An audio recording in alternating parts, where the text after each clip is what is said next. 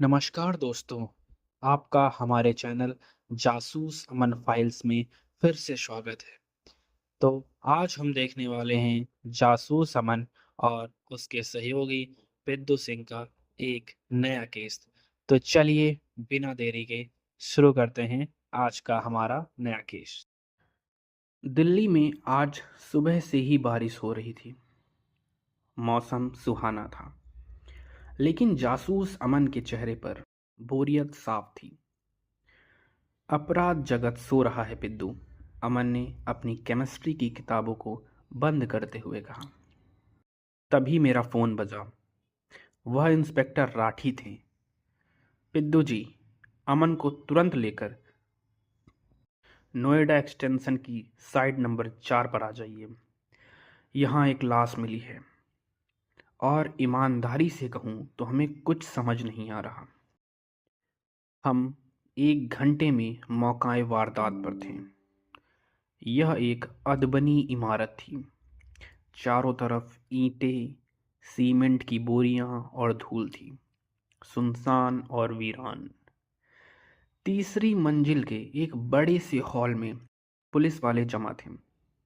कमरे के बीचों बीच एक लाश पड़ी थी।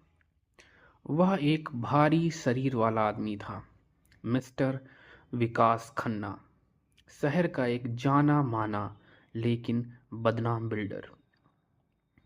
अमन ने लाश के पास जाकर घुटने टेक दिए। उसने लाश को छुआ नहीं, बस अपनी बाज की नज़रों से उसे स्कैन करने लगा। मौत का कारण क्या है इंस्पेक्टर? अमन ने पूछा। इंस्पेक्टर राठी ने सिर खुजलाते हुए कहा, यही तो पहेली है अमन। इनके शरीर पर सुई की नोक बराबर भी चोट या जख्म नहीं है। ना गोली, न चाकू, न गला घोटा गया। ऐसा लगता है जैसे दिल का दौरा पड़ा हो। लेकिन राठी ने लाश के चेहरे की तरफ इशारा किया। इनका चेहरा देखिए, आंखें फटी हुई हैं, मुंह खुला हुआ है और चेहरे पर ऐसा डर है जैसे कोई राक्षस सामने खड़ा हो। कोई हार्ट अटैक से मरते वक्त इतना नहीं डरता। अमन ने झुककर लाश को सूंघा। हम्म, खट्टे बादाम जैसी बहुत हल्की गंध। लेकिन उस पर हम बाद में आएंगे। अमन की नज़र फर्श पर गई। लाश के चारों तरफ धूल भरे फर्श पर खून के छींटे पड़े थे और दीवार के पास तो खून का एक छोटा सा तालाब जैसा बना था। अगर इस आदमी को चोट नहीं लगी, अमन ने इंस्पेक्टर की तरफ देखा, तो यह इतना सारा खून किसका है? यही तो हम सोच रहे हैं, राठी ने कहा।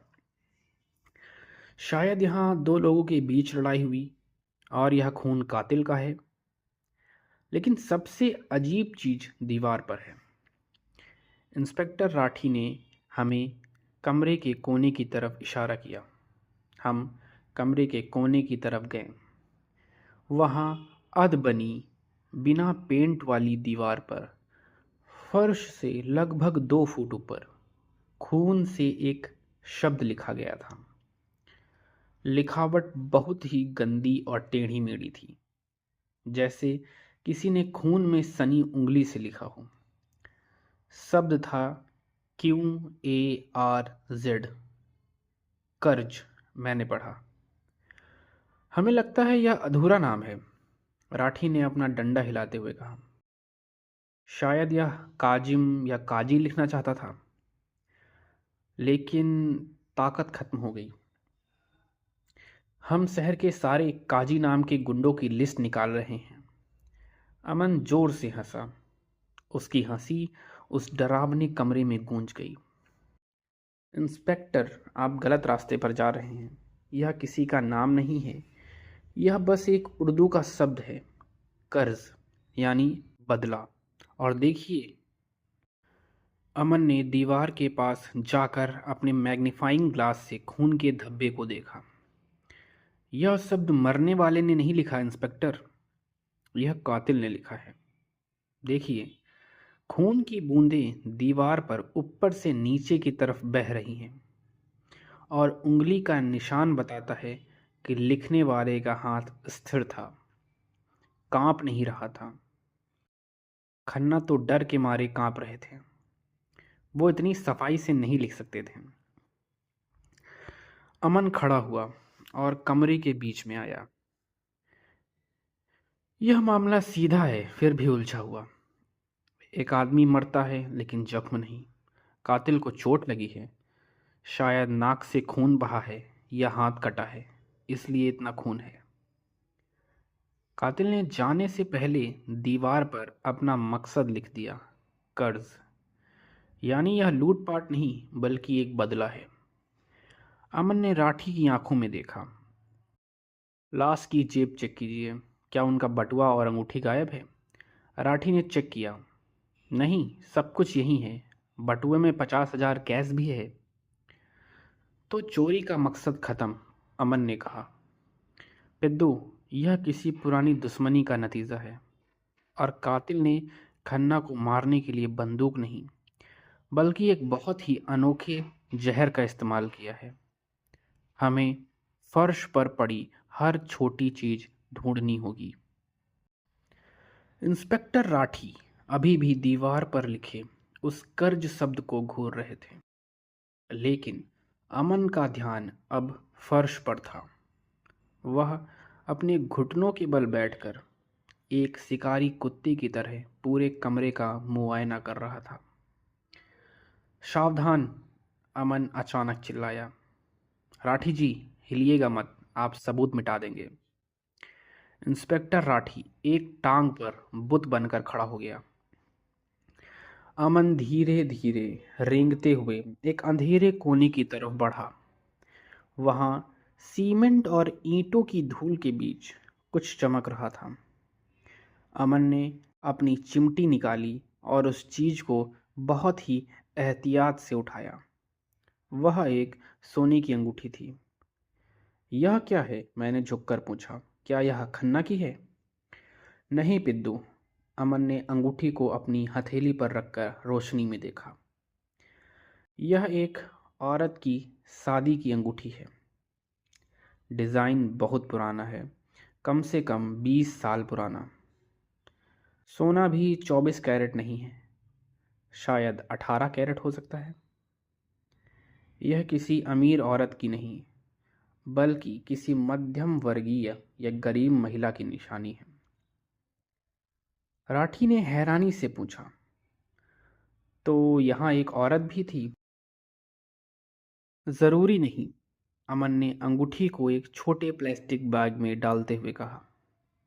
हो सकता है यह अंगूठी कातिल की जेब से गिर गई हो जब वह खन्ना के ऊपर झुका था, या शायद उसने जानबूझकर इसे यहाँ छोड़ा है। अमन खड़ा हुआ और कमरे के बीच में आकर ख्यालों में खो गया और फिर बोला, राठी जी, यह केस अब साफ होता जा रहा है। खन्ना एक बिल्डर था।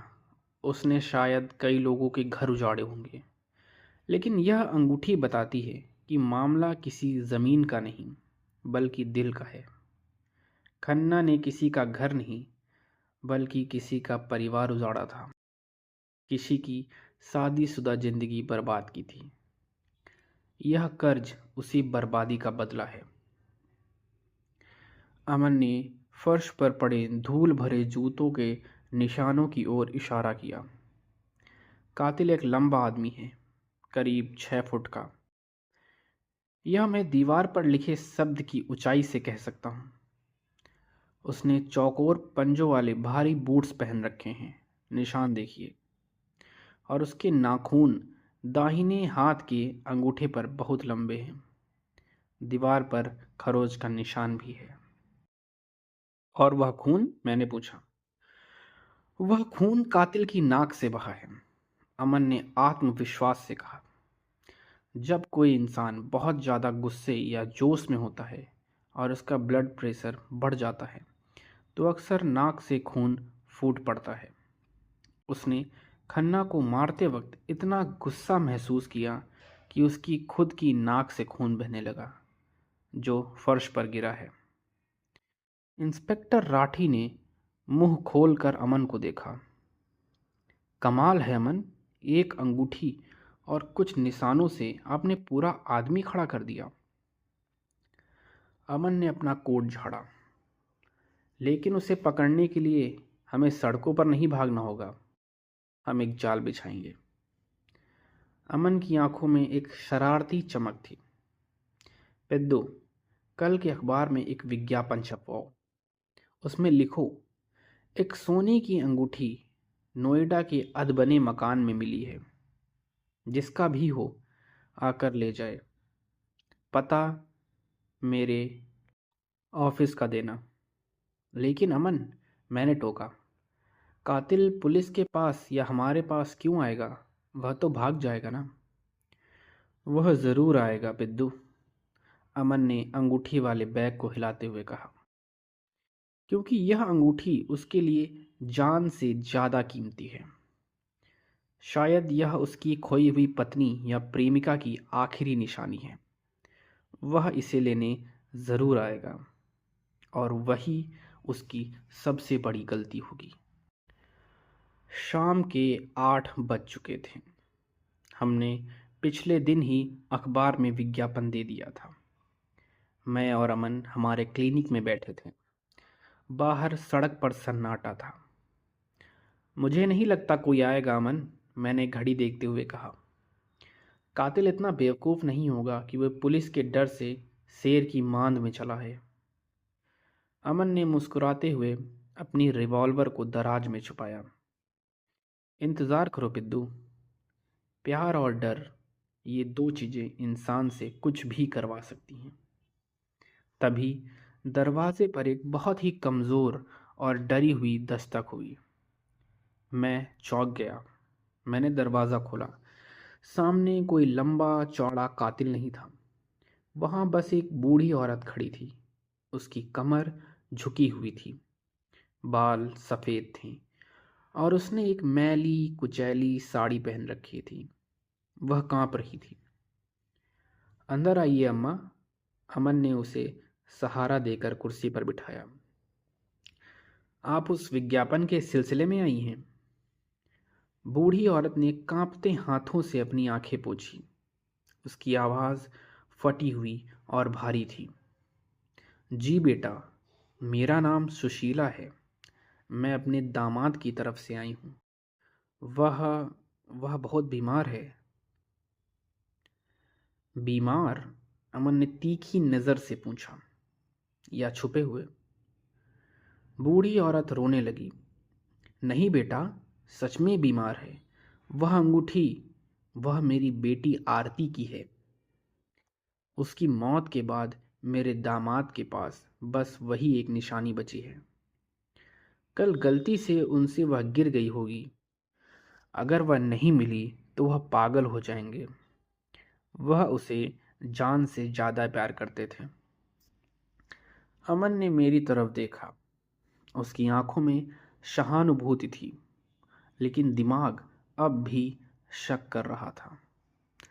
ठीक है, अमन ने दराज से वह अंगूठी निकाली। अगर यह आपके दामाद की है तो ले जाइए, लेकिन उन्हें कहिएगा कि अपना ख्याल रखें। बूढ़ी औरत ने अंगूठी ली, हमें 1000 दुआएं दी और लंगड़ाते हुए बाहर निकल गई। जैसे ही दरवाज़ा बंद हुआ, अमन का चेहरा बदल गया। सहानुभूति गायब हो चुकी थी। पिद्दू, यहीं रुको, अमन ने फुसफुसाते हुए अपने जूते पहने। मैं उसका पीछा करूंगा। मुझे देखना है कि वह दामाद कौन है और कहाँ छुपा है। अमन परछाई की तरह उस बूढ़ी औरत के पीछे निकल गया। मैं ऑफिस में बैठा रहा, घड़ी की टिक टिक सुनता रहा। 1 घंटा बीता, फिर 2। करीब 11 बजे अमन वापस लौटा। वह पूरी तरह थका हुआ लग रहा था और जो मैंने बहुत कम देखा था, वह हताश दिख रहा था। वह धम्म से सोफे पर गिर पड़ा। क्या हुआ अमन? मैंने पूछा। क्या तुमने उसे पकड़ लिया? क्या वह अम्मा तुम्हें कातिल तक ले गई? अमन ने जोर से अपनी मेज पर मुक्का मारा। अम्मा, पिद्दू, हम बेवकूफ़ बन गए। वह कोई बूढ़ी औरत नहीं थी। मैं हैरान रह गया। क्या मतलब? अमन ने पानी का ग्लास एक सांस में पीकर बताया। मैंने उसका पीछा किया। वह लंगड़ाते हुए गली के कोने तक गई। वहां उसने एक ऑटो रिक्शा रोका। मैं अपनी बाइक से पीछे पीछे गया। ऑटो आधे घंटे तक शहर में घूमता रहा। मुझे लगा वह अपने ठिकाने पर जा रही है, लेकिन फिर ऑटो एक सुनसान जगह रुका। अमन रुका और एक गहरी सांस ली। ऑटो से कोई बूढ़ी औरत नहीं उतरी पिद्दू। ऑटो से एक जवान फुर्तीला लड़का उतरा। उसने जीन्स और टी शर्ट पहन रखी थी। उसने ड्राइवर को पैसे फेंके और एक चलती बस में कूदकर गायब हो गया। लेकिन वह बूढ़ी औरत? मैंने हकलाते हुए पूछा। वह वही लड़का था, अमन ने कड़वाहट से कहा। उसने ऑटो के अंदर ही साड़ी उतार दी, विग हटा दी और अपना हुलिया बदल लिया। वह जानता था कि हम उसका पीछा करेंगे। उसने नाटक किया, हमारी आंखों में धूल झोंकी और सबूत लेकर चला गया। वह एक पेशेवर बहरूपिया है पिद्दू, और अब हमारे हाथ से एकमात्र सुराग भी निकल गया। अमन की आंखों में अब एक नई चुनौती थी, लेकिन उसने एक गलती कर दी। उसने यह साबित कर दिया कि वह डरता नहीं है। और हाँ, उसने हमें एक नाम दिया है, आरती, उसकी मरी हुई पत्नी। अब हमें कातिल को नहीं, उस आरती को ढूंढना है। उसकी मौत का रिकॉर्ड ही हमें इस कर्ज वसूलने वाले तक ले जाएगा। अगली सुबह हम दैनिक उजाला के पुराने आर्काइव ऑफिस में थे। अमन ने वहां के क्लर्क को कुछ पैसे खिलाकर 5 साल पुराने अखबारों का ढेर निकलवा लिया था। ढूंढो पिद्दू, अमन ने धूल भरी फाइलों को पलटते हुए कहा। हमें आरती, विकास खन्ना और किसी मौत का कनेक्शन ढूंढना है। साल 2020 या 2021 के आसपास देखो। हम घंटों तक पन्ने पलटते रहे। मेरी आंखों में धूल जा रही थी और उंगलियां काली पड़ गई थी। तभी 14 नवंबर 2021 के एक अखबार पर मेरी नज़र रुकी। एक छोटी सी अखबार थी, जिसे शायद उस वक्त किसी ने ध्यान से नहीं पढ़ा होगा। अमन, यहाँ देखो, मैंने चिल्लाकर कहा। अमन ने मेरे हाथ से अखबार छीना और पढ़ने लगा। हेडलाइन थी, नोएडा में अवैध निर्माण गिराया गया, एक महिला की सदमे से मौत। अमन ने जोर से पढ़ना शुरू किया। कल नोएडा के सेक्टर 12 में बिल्डर विकास खन्ना और उनके पार्टनर राजीव सूद ने पुलिस बल के साथ एक पुरानी बस्ती को खाली करवाया। इस दौरान वहां रहने वाले विक्रम राठौर की पत्नी आरती राठौर, उम्र 24 वर्ष की, दिल का दौरा पड़ने से मौत हो गई। बताया जाता है कि आरती दिल की मरीज थी और हंगामे के कारण उन्हें समय पर दवा नहीं मिल सकी। पति विक्रम राठौर ने बिल्डर विकास खन्ना पर हत्या का आरोप लगाया, लेकिन पुलिस ने इसे स्वाभाविक मौत बताया है। अमन ने अखबार नीचे रखा। उसका चेहरा सख्त हो गया। तो यह है कहानी विक्रम राठौर। वह बहरूपिया कोई और नहीं, बल्कि आरती का पति विक्रम है। अमन ने एक और फाइल खोली।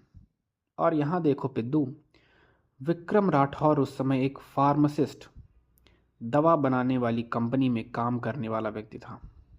इसीलिए उसे रसायनों और जहर का इतना ज्ञान है। पत्नी की मौत के बाद वह गायब हो गया। पुलिस रिकॉर्ड के मुताबिक वह पिछले 3 साल से लापता है। तो उसने बदला ले लिया? मैंने कहा। खन्ना को मारकर उसका कर्ज तो पूरा हो ही गया होगा। नहीं पिद्दू, अमन ने अखबार की हेडलाइन पर उंगली रखी। ध्यान से पढ़ो, खन्ना अकेला नहीं था, उसका एक पार्टनर भी था, राजीव सूद। अमन की आंखें दहशत से फैल गईं। अगर विक्रम ने अपनी पत्नी की मौत का बदला खन्ना से लिया है, तो वह सूद को जिंदा क्यों छोड़ेगा? कर्ज शब्द का मतलब सिर्फ एक मौत नहीं, वह उन सबको मारेगा जो आरती की मौत के जिम्मेदार थे। अमन ने अपनी घड़ी देखी। राजीव सूद, शहर का दूसरा बड़ा बिल्डर। पिद्दू, जल्दी करो, हमें सूद के घर पहुंचना होगा। खन्ना तो शुरुआत थी, असली खेल तो अब शुरू होगा। और हो सकता है कि विक्रम अभी सूद के पास पहुंच भी चुका हो। हम आर्काइव ऑफिस से बाहर भागे और अपनी जीप स्टार्ट की। हम अपनी जीप को हवा की रफ्तार से दौड़ाते हुए ग्रेटर नोएडा में राजीव सूद के आलीशान बंगले पर पहुंचे। गेट पर सिक्योरिटी गार्ड्स थे, लेकिन अमन ने अपनी प्रेस रिपोर्टर वाली फर्जी आईडी दिखाई और हड़बड़ी में कहा कि खन्ना की मौत के बाद सूद की जान खतरे में है और इसीलिए हमें तुरंत उनसे मिलना है। गार्ड्स घबरा गए और हमें अंदर जाने दिया। हॉल में सन्नाटा था।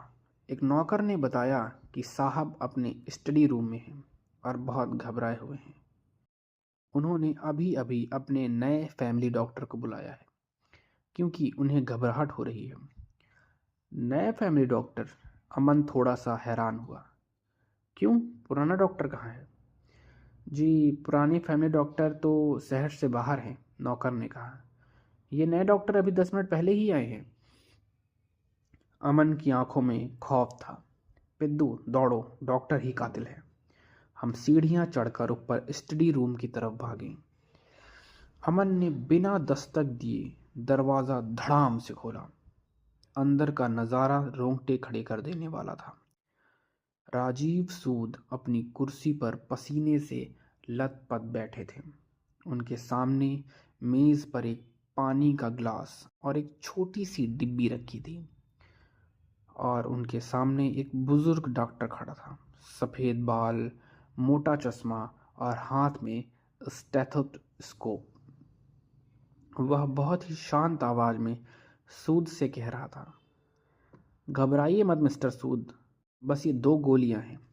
एक आपकी धड़कन को शांत करेगी और दूसरी, खैर, वह किस्मत का खेल है। खन्ना ने भी यही खेल खेला था। सूद कांपते हाथों से एक गोली उठाने ही वाला था। रुक जाओ, अमन ने कहा और उसने दौड़कर सूद के हाथ से गोली झटक दी। गोली लुढ़क कर फर्श पर गिर गई। डॉक्टर ने पलक झपकते ही जेब से चाकू निकाल लिया, लेकिन मैं तैयार था। मैंने पूरी ताकत से उस पर छलांग लगा दी और हम दोनों जमीन पर गिर पड़े। अमन ने तुरंत ही उसकी कलाई मरोड़ दी और चाकू दूर जा गिरा। अमन ने उस डॉक्टर के चेहरे से चश्मा हटाया और उसके सफेद बालों वाली विग खींच ली। नीचे से एक जवान, गुस्से से भरा चेहरा निकला। विक्रम राठौर, अमन ने हाँफते हुए कहा। विक्रम ने खुद को छुड़ाने की कोशिश नहीं की। वह जमीन पर पड़ा पड़ा हंसने लगा। उसकी हंसी में पागलपन और दर्द दोनों था। तुमने खेल खराब कर दिया जासूस, विक्रम ने जहर भरी आवाज से कहा। लेकिन मुझे कोई पछतावा नहीं है। खन्ना तो मर ही चुका है, उसका हिसाब बराबर हो गया। राजीव सूद कोने में दुबके हुए थे। यह कौन है? विक्रम चिल्लाया। मैं आरती का पति हूँ, वही आरती जिसे तुमने और तुम्हारे पार्टनर ने बेघर किया था। वह मर गई क्योंकि तुम लोगों को अपना प्रोजेक्ट प्यारा था। मैंने कसम खाई थी कि मैं तुम दोनों को वैसे ही मारूंगा जैसे किस्मत ने मेरी आरती को मारा। अमन ने मेज पर रखी डिब्बी उठाई। उसमें अभी भी एक गोली बची थी। तो यह है तुम्हारा तरीका, अमन ने कहा। 2 गोलियां, एक में जहर, एक में सिर्फ चीनी। तुम अपने शिकार को चुनने का मौका देते हो। अगर वह सही चुनता तो बच जाता। नहीं, विक्रम ने ठंडी मुस्कान के साथ कहा। दोनों गोलियों में जहर है। खन्ना ने भी सोचा था कि उसे मौका मिल रहा है, लेकिन आरती को कौन सा मौका मिला था? मैं भगवान नहीं हूँ जो इंसाफ करूँ। मैं तो बस कर्ज वसूलने आया था। तभी पुलिस सायरन की आवाज़ सुनाई दी। इंस्पेक्टर राठी अपनी टीम के साथ पहुंच चुके थे। पुलिस ने विक्रम को हथकड़ी लगा दी। जाते जाते विक्रम ने एक बार मुड़कर अमन को देखा।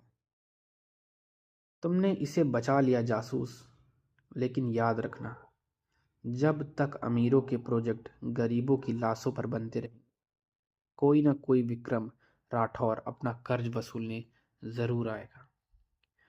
विक्रम को ले जाया गया। कमरे में एक अजीब सी खामोशी थी। राजीव सूद अभी भी कांप रहा था। अमन ने उसे एक तिरछी निगाह से देखा। आप बच गए मिस्टर सूद।